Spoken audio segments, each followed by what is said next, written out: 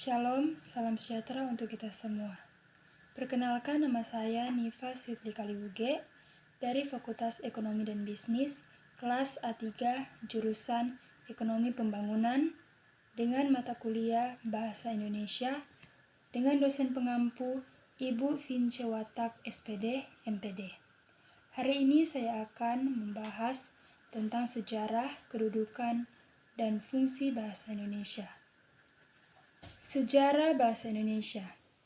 Sebelum bahasa Indonesia dijadikan bahasa nasional negara Indonesia, orang dahulu menggunakan bahasa Melayu sebagai sarana komunikasi dan juga untuk membagikan informasi. Hal ini dikarenakan pada saat itu banyak para pedagang yang menggunakan bahasa Melayu sebagai bahasa penghubung antara satu dengan yang lain. Dan bahasa Melayu juga digunakan oleh para tokoh agama untuk menyebarkan agamanya. Fungsi bahasa Indonesia.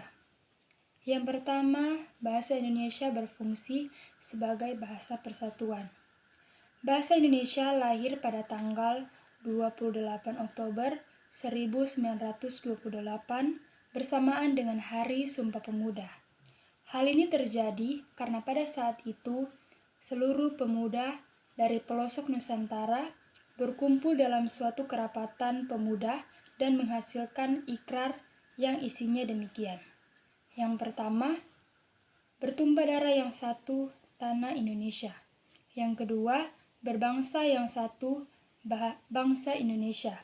Yang ketiga, menjunjung bahasa persatuan bahasa Indonesia.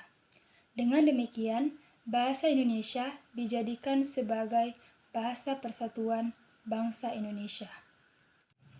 Fungsi kedua yaitu sebagai bahasa resmi.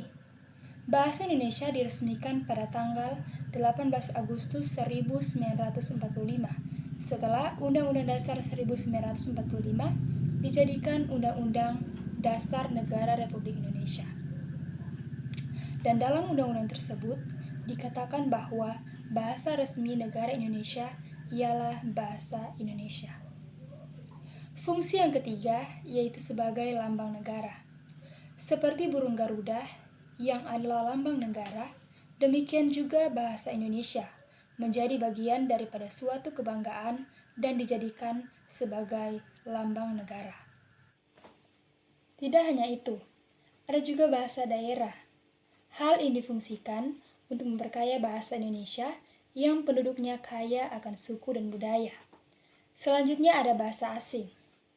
Bahasa asing difungsikan sebagai sarana komunikasi antar negara dan digunakan dalam acara resmi atau khusus yang mengharuskannya berkomunikasi dalam bahasa asing.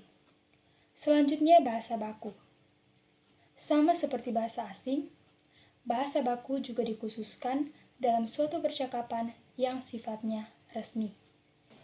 Demikianlah presentasi dari saya. Sekian dan terima kasih.